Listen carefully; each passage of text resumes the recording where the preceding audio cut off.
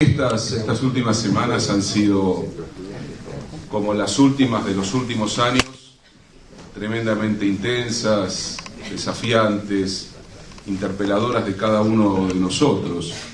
No sé quién comenzó diciendo, me parece que Mario, lo que significó para él y creo que para todos los que estamos aquí y los cientos de miles que estuvieron el 25 de mayo, la percepción de una potencia, de una alegría, de un deseo, de una capacidad de poner el cuerpo en los momentos de dificultad. En estos últimos años lo hemos sentido varias veces eso, y Carta Abierta lo ha sentido particularmente en momentos muy difíciles. Se pone el cuerpo no solo cuando todo va extraordinariamente bien, sino que se pone el cuerpo de una manera mucho más decidida, con una convicción mucho más profunda, cuando las cosas vienen complicadas. Y efectivamente, este es un año muy duro, es un año de una agresividad como no imaginábamos que podía retornar a la Argentina, un año donde se han cruzado los límites que no se deberían cruzar en el interior de la vida democrática, un año donde la retórica del insulto se ha convertido en una política, un año que quiere demoler 10 años extraordinarios para la vida argentina, incluyendo los errores de esos 10 años. Hay una política de la demolición, hay una política de la destrucción, y es una política del aniquilamiento porque busca regresar a una sociedad maniatada, vaciada, incapaz de sentir que lo más genuino de la vida democrática es volver a inventar democracia como participación, transformación, volviendo, decía la presidenta, alguien dijo, creo que Héctor, que no le gustaba mucho la palabra, volviendo a empoderar. A mí me gusta más, quizás, ¿por qué no?, volviendo a construir sujetos portadores no solo de derechos adquiridos, sino inventores de acción política, de conciencia, de cuerpos que vuelven a ocupar el lenguaje, el espacio público, la dignidad, el sentido, el pasado, el presente y también la posibilidad de construir futuro. Contra eso que viene aconteciendo en la Argentina y en muchos países de nuestro continente, es contra lo que va esta ofensiva despiadada, que no es solamente una ofensiva en la Argentina, es una ofensiva que está instalada en Venezuela, que está instalada en Ecuador, que está instalada en Bolivia, que está instalada en Capriles, recorriendo algunos de nuestros países y siendo nombrado presidente por los infames que se llaman a sí mismos comunicadores sociales, periodistas, y que representan la avanzada, la vanguardia de las derechas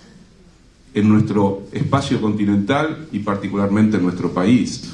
Y me gustaría una vez más, y desde el comienzo de la historia de Carta Abierta, hacer el elogio al esfuerzo de Carta Abierta por no reducir su intervención política a la frase de impacto, a la frase que precisamente es la que viene reconstruyendo la derecha como estrategia para impedir que la lengua política emancipatoria y emancipada se exprese como se viene expresando en nuestro continente. Tuve la oportunidad, para mí extraordinaria, inolvidable, en estas 2 semanas, de estar con Evo Morales y con Rafael Correa. Una oportunidad para escuchar lenguajes, escuchar conceptos, escuchar convicciones, escuchar voluntad, escuchar arrojo, escuchar inventiva, escuchar preocupación también. Ninguno eludió cada una de estas cosas. Lo que vi fueron voluntades tremendas que saben perfectamente que son herederas. Los dos se detuvieron con intensidad y emoción a recordar a Hugo Chávez y a Néstor Kirchner.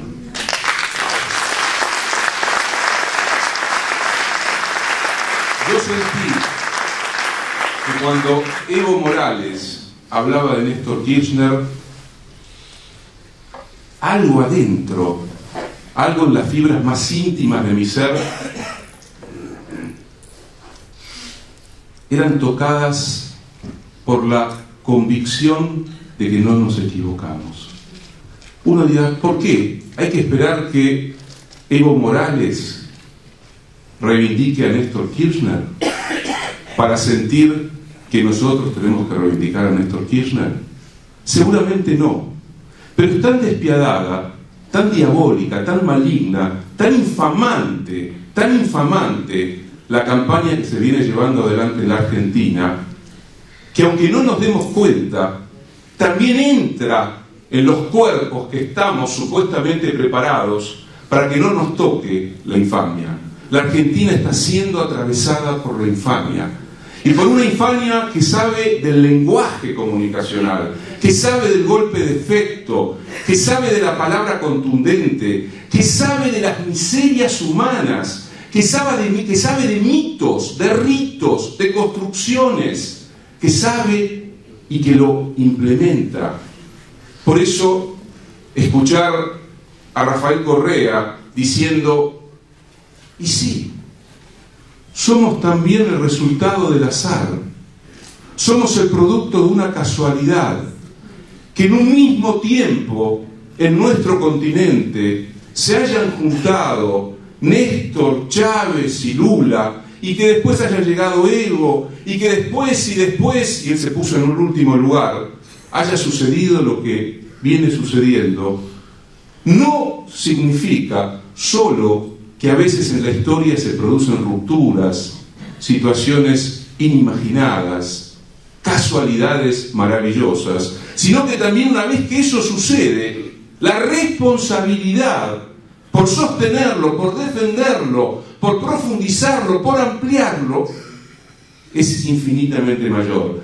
Y Correa decía, seguramente, quizás hablando de la propia experiencia ecuatoriana, seguramente lo que estamos logrando es muy difícil que aunque vengan y nos saquen, lo puedan revertir. Sin embargo, agregaba, aunque eso sea muy difícil, más nos obliga cotidianamente a defender lo que parece imposible. Nosotros en la Argentina sabemos lo que significa romper un momento histórico y en un doble sentido producir la continuidad subterránea, profunda, en el alma de la conciencia de un pueblo, de su propia memoria, pero también supimos lo que significa el revanchismo social, la demolición, la violencia, la amnesia en el relato de la historia. Lo supimos en el 55, lo supimos en el 76. Sabemos que efectivamente se puede retroceder. Sabemos que efectivamente el daño puede ser muy grande. También sabemos que cuando se logra tocar lo más profundo de la sensibilidad popular, cuando se inventa algo decisivo en el camino de una sociedad, siempre eso permanece como resquicio, permanece como filamento, aunque sea muy débil, de la memoria, y que tarde o temprano vuelven a tejerse los hilos de esa memoria para reaparecer, a veces por casualidad, a veces gracias a toda una historia que se conjuga en un determinado momento. Pero lo cierto es que en los momentos de riesgo, en los momentos de dificultad, es cuando efectivamente eso que viene de siempre y de lejos vuelve a aparecer. Y Correa y Evo hablaban de liderazgos. Y en un momento Evo narró algo que a mí me pareció extraordinario. Estaba hablando de él, pero en realidad no hablaba directamente de él. Contaba la historia de un viejo luchador social que en gran medida había sido maestro suyo. Y decía, Juan, no importa el nombre, entregó sus días, sus horas y dejó su Chaco. En Bolivia se llama Chaco al pedacito de tierra. Dejó su Chaco para defender que todos puedan tener su Chaco. Y un día, cuando yo llegué al gobierno, vino Juan y me dijo, Evo, puedo volverme a mi Chaco. Juan volvió a su Chaco, pero a los 2 años me golpeó de vuelta a la puerta y me dijo, Evo, mi Chaco puede esperar, creo que sigo haciendo falta. Me parece que este es el momento para nosotros, Cada eslabón de América Latina es un eslabón como nunca antes fundamental en la continuidad de nuestros proyectos, que están cargados de tensiones, contradicciones. Hablé largamente sobre el problema de la minería con los dos. Ya van a tener la oportunidad de escucharlos, tanto a Evo como a Correa. Evo, que viene de lo profundo de las tradiciones aymaras, campesinas, hablando del problema minero boliviano y del conflicto que hoy tiene con los mineros. Y con la COP, la histórica central obrera que muchos de nosotros hemos conocido como una de las grandes centrales obreras de la resistencia popular en América Latina, hoy en gran medida transformada en una central funcional a la reacción en Bolivia. También hay que escucharlo a Rafael Correa hablando de la minería, el desarrollo, el ambiente, las tensiones y hablando también de las izquierdas contemporáneas. Digo todo esto porque muchas veces nos arrinconan a esta experiencia política, a la experiencia que se abrió hace 10 años, como si perdiésemos de vista o estuviésemos simplemente aquí para mejorar las condiciones de la expansión capitalista. Y efectivamente, dicho también por Evo y Correa, algunas de las cosas que sucedieron en la Argentina fueron de una radicalidad y de una intensidad que posibilitaron lo que está sucediendo en Ecuador y en Bolivia. Y hablaron, por supuesto, de Mar del Plata, y hablaron de No al Alca. Habló Evo de algo que para mí fue muy parteaguas. Dijo: Néstor me llamó cuando yo iba a iniciar el proceso de nacionalizaciones. Me preguntó: Evo, ¿tenés espaldas para aguantar? Y yo le dije: voy a necesitar ayuda. ¿Cuánto necesitas? Le contesté: si esto dura, voy a necesitar para sostener las arcas del gobierno no menos de $1.000 millones. La respuesta de Néstor fue: adelante, acá lo tenés. Eso significa algo todavía mucho más intenso. Decían, se construyó una amistad, un vínculo como nunca existió en América Latina, un vínculo de estos liderazgos. Ellos decían, los liderazgos están allí, no los elegimos nosotros, los construyeron las realidades de cada una de nuestras sociedades. Cada uno dice: Evo, me quiero volver a mi Chaco; Correa, quiero terminar este mandato y que siga otro. Pero ambos saben, como lo sabía Chávez, como lo sabía Kirchner, saben que los liderazgos no se inventan, no son un artificio, sino que son el resultado, a veces inesperado, de lo que se guarda en el interior de una historia siempre malherida y maltratada. Lo cierto es que hoy estamos en un momento para nosotros de absoluta definición. La violencia, la agresividad, el insulto. Cuando me contaban lo que dijo la Nata, está acá, pero no importa. Uno no dice de un hombre que es un hombre bueno porque sí. Horacio es un hombre bueno. Incluso los que no piensan como Horacio saben que es un tipo noble. Saben que es un tipo hasta ingenuo en su manera de tratar al otro cuando el otro lo está insultando. El insulto de la Nata es el peor de los insultos, porque cuando se insulta a un hombre bueno, lo que se insulta es la idea misma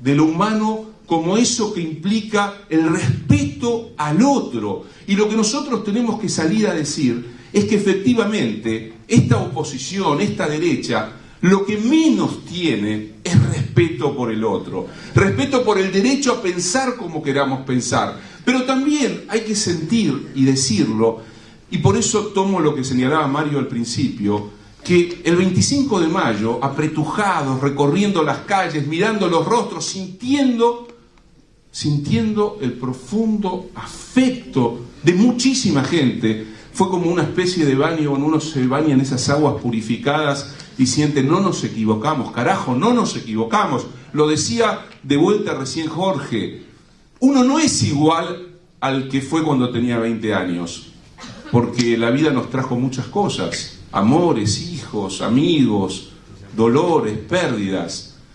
Pero si uno se mira al espejo y siente cuando se mira al espejo que lo esencial de lo que nos movió sin la conciencia y la teoría de lo que eso significaba, cuando recién teníamos 14 o 15 años, y que eso se llamaba deseo de igualdad, deseo de fraternidad, deseo de libertad, deseo de un mundo mejor, si eso todavía sigue siendo lo que nos reúne cada sábado acá y lo que nos permite sentir que aunque nos equivoquemos, de lo único que no nos equivocamos es que en ese plano seguimos siendo los mismos, como sigue siendo la misma Cristina y como siempre fue el mismo Kirchner y como fue el mismo Hugo Chávez y como son lo mismo Correa y Evo. Ser lo mismo significa también mirar la realidad, los cambios, también con nuevas palabras, también con aquello que se acumula en el interior de la vida propia, de la vida social, de los cambios de época. Pero seguir mirando esos cambios desde un lugar que es innegociable.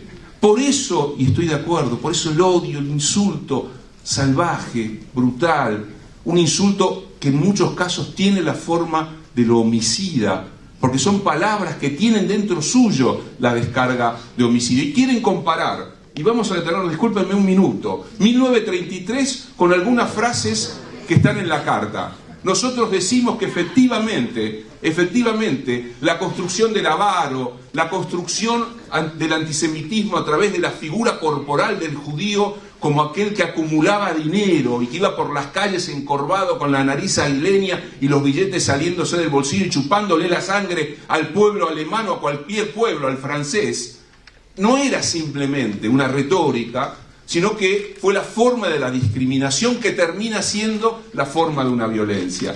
Podemos hablar de otras construcciones de violencia. Cuando hablan de 1933 hoy, están hablando también de la construcción del nazifascismo del 45-46. Están construyendo un escenario político, una estrategia de anticipación, que a su vez tiene que ver con la idea que recorre América Latina de gobiernos populistas que debilitan desde adentro la democracia y que hay que rescatar a la democracia y a la república de estos vándalos que son tan terribles y tan salvajes que incluso están amenazándonos con retornar a una experiencia histórica nefasta que ellos apoyaron, que es la experiencia que se inicia en 1933. Porque esto también hay que decirlo. Las derechas y las derechas liberales incluso de la década del 30 apoyaron y sostuvieron al régimen nazi. Lo hicieron en la Argentina, lo hicieron en Estados Unidos, sellaron las fronteras de sus países para que no entraran los perseguidos, los que iban a terminar en las cámaras de gas. Es decir, los que hoy hablan de buena conciencia, de república, de democracia, de tradición liberal, no dejaban entrar a los barcos con aquellos que eran los parias del planeta. Los suizos, los democráticos suizos sellaron sus fronteras y expulsaron a los judíos que habían logrado clandestinamente pasar sus fronteras. El único pueblo, aparte de los famosos daneses que como son rubios, altos y lindos, siempre son festejados, el único pueblo que en la Segunda Guerra Mundial salió a las calles masivamente para defender a los judíos fue el pueblo búlgaro. ¿Dónde está? ¿Dónde está el recuerdo del pueblo búlgaro? Claro, un pueblo que estuvo del otro lado durante tanto tiempo, mancillado por el socialismo, no tiene ninguna importancia. En cambio, los daneses occidentales, casi arios de pura cepa, que sí fueron muy dignos y ayudaron a un par de miles de judíos que vivían en Dinamarca, mientras que los húngaros salvaron a casi 500.000 de judíos que vivían en Bulgaria. Con esto quiero decir que el relato de la historia es una infamia, No hubiera podido desplegarse el exterminio de millones de judíos, gitanos y homosexuales y opositores políticos si los aliados se hubiesen opuesto y hubiesen bombardeado, por ejemplo, las vías férreas.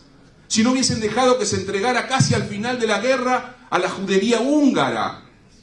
Entonces, cuando vienen a dar cátedra los Aguinis, los Romero, los Gregorich, las editoriales de La Nación, lo que no dicen es que ellos, en gran medida, sintieron, sus abuelos por supuesto, la alegría de que llegase el fascismo a Italia y el nacionalsocialismo a Alemania, porque se iba a frenar de una vez por todas el avance del comunismo. Entonces esto hay que volver a discutirlo.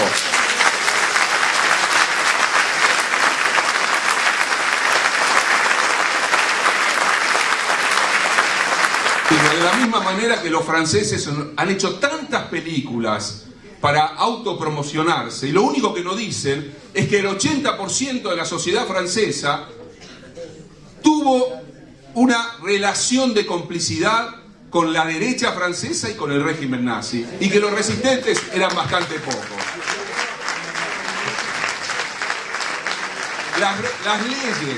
Las leyes de Vichy, de Pétain, eran más duras en la zona de Vichy que en la Francia ocupada por los nazis. Con esto, digo, podríamos estar horas hablando de lo que significó, e incluso la discusión sobre el cuidado, el pudor que hay que tener al hacer comparaciones históricas.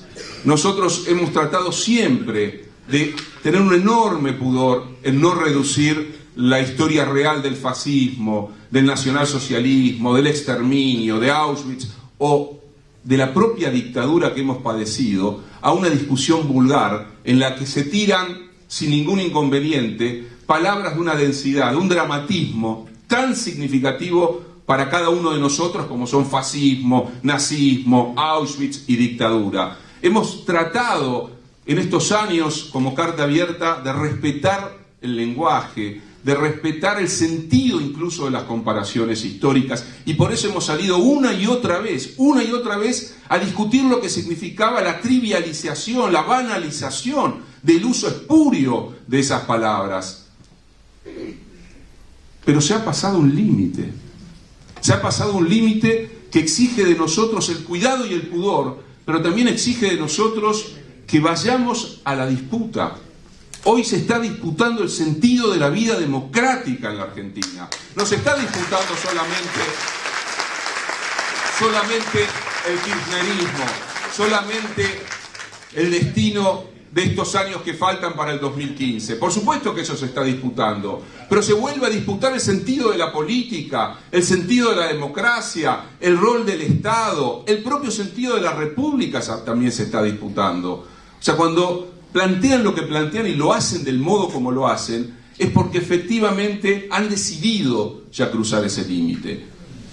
Quizás, por suerte, estamos en otro momento de nuestra historia nacional y no pueden echar mano de lo que siempre echaron mano. Nosotros tenemos algo que es efectivamente, y escuchaba recién ese discurrir de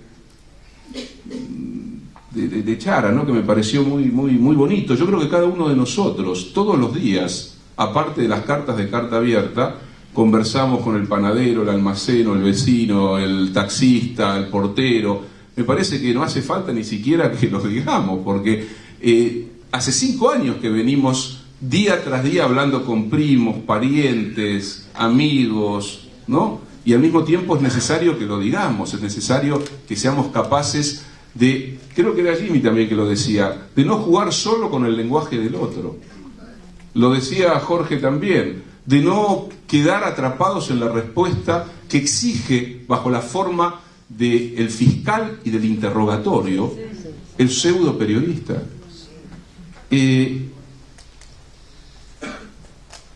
No sé si está bien o está mal, no sé si da televisivamente o en la radio, pero enojarse es una manera de decir, acá estamos, seguimos firmes y vamos adelante.